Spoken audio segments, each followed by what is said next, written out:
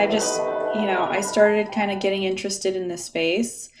And I very quickly was like, all right, I'm going to do this. I'm going to figure it out. And named it. Like I was just like on a hike with my boyfriend and was like, the advice for course creators is to name it something just very obvious. Like, Mm. business class or like founders school or Mhm. like lady boss university or whatever, like something that makes it really clear that like, oh, it's an online course teaching business, or like, Mhm. Jasmine Star has something called it's like it has the word social in it, Mhm. right? So that's like, and she's has a really successful course business, so I was like, oh my god, it has to be descriptive, like that's so boring, like nothing I do is really descriptive. They're like, the girl boss wasn't really supposed to be descriptive, and then people were like, I'm a woman and a boss, but I'm just a boss. Like, don't call me a woman. I'm just a boss. That It's was like, your whole, okay. that was like years of your That's it's life. just like, that's not like, it's actually just a word that like means like cool, you're in control of your life. It's not like Yeah. female boss. Of Like course. my gender doesn't matter. And it's like, Oh. oh my god. You're like, I got to get out of here. Don't argue with me. um and I was on a hike and I was like, self-made university, just like saying like stuff that's like self-made school. I'm sure all of this exists. Entrepreneurship academy, and then I was like, business class, and I was like, what? I was like, okay, maybe I'm on, that's funny. And so that was that. And it was like, okay, great. I'm going to make it like Pan Am themed. And it was So just, you. a Genius. blast to build.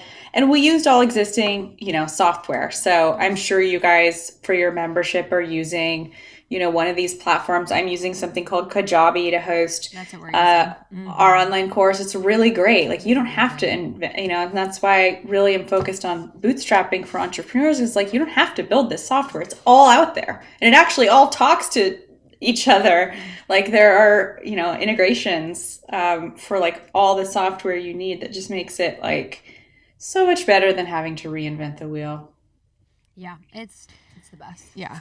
And I love the I love the theme Hmm. of it, and I think just the humor that you bring and the personality just, again, not only because you are doing it, but it makes it so different and unique. I guess, like, speaking of just bringing kind of light to entrepreneurship, I guess what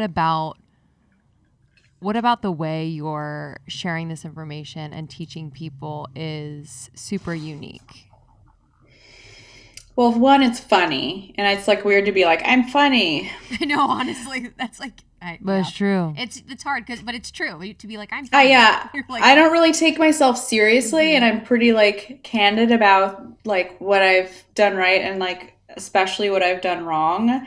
And I think a lot of these courses are taught by people who, have, or like maybe they're like MBAs. It's like Stanford University's executive education, or then it's like the person who is teaching you how to build a business may have built a business, but the only business they built was teaching courses. hmm And there's just, there's e-commerce businesses, there's, consultants and freelancers and, service-based businesses and, financial advisors, in business class. There's such a range of students. And, there's really, it feels like it's kind of narrow who it is that there have been made courses for, and also in terms of the perspective I bring and having had 100 employees and having raised venture capital and having bootstrapped, Nasty Gal to 28 million in revenue. Like I've kind of been in the shoes of, and it's mostly women. It's not called girl anything, but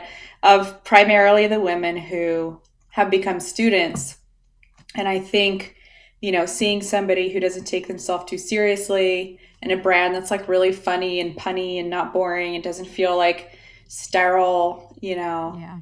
um, yeah, learning a business from someone uneducated seems to be the way.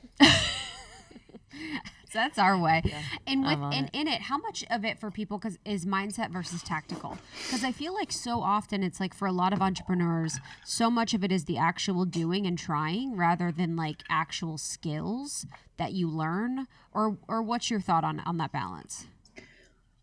There's a lot out there for mindset, and it's not my strong suit. Like, my strong suit is there's some mindset stuff at the beginning of business class. We talk about your strengths and weaknesses and that's okay. And, we get clarity on our idea and, confidence that like we're going to learn a lot more and we're going to do it together. But I'm not like a mindset coach per se. And there's so many people that are so great at that. And I can share what's worked for me, but I don't have like a proven formula or like 3 steps to like cure your bad mindset or anything like that. I think mindset's incredibly important. But a mindset without taking action is just like, that's sweet. Yes. That's nice. 100%. You should really, like, you kind of have to. So business class, I guess to answer your question, is really about like, here's how you do things, not what it is. Yes, what it is first. Yes, of course we established that, but it's like, here's some skills. Let's think about this together. Let's work through it. And, the worksheets and the videos, and you can ask me questions rather than like, should I start a business? It's like for people who know they're going to start a business. 100%. Yeah. What do you think stops most people from starting a business? Like they want to, but what stops them? I mean, lack of confidence, not knowing if their idea is a good idea, fear of failure, having a hard time choosing. Like they have like a few ideas. And then largely just like people get stuck. They get stuck in their own head and they don't know what to do next. Like they hit a wall, and that's really common. You guys are, and I am, and probably any like entrepreneur who's listening to this is kind of an accidental entrepreneur. You're like, a podcast would be fun. You're like, oh shit. Mm-hmm. Like I run a real business, and I'm like, cool, I sell vintage. And then I'm like, what? Forbes? Like, and we're just like, nobody told us what to do. And there's fractured kind of resources out there, but it's like, who are these people giving that advice? So, it's like great. I have access to Shopify and Squarespace, but like, I don't know how to like run my company's, checkbook or, my company's finances, or, how do I really do customer experience well? There are things that come naturally, to different people, but not everybody has it all. And so, it's really important, I think, that people have this more comprehensive view before they get into it and are feeling their way around in the dark, and then eventually feeling themselves, to have this, I'd like to be this little periscope for them. Like, hey, I can see this thing around the corner. Mm-hmm. Yeah. Here, let me tell you about it. And I feel like just, for you to outline it in this way and so comprehensively, it just like that in itself builds confidence. Like if I know that I'm going to like have steps A to P, I'm like, wow, like that's kind of half of the battle for a lot of, people, is having that blueprint and that support. Totally. Thank you so much for tuning in to Morning Microdose by Almost 30. We hope you enjoyed waking up. As always, we encourage you to take what resonates and leave the rest. If you enjoyed this trip, tune into the full episode on the Almost 30 podcast. All episode information can be found in the show notes. Make sure to subscribe, and if this becomes a part of your morning routine, be sure to share it with a friend. We have new inspiring doses Monday through Friday.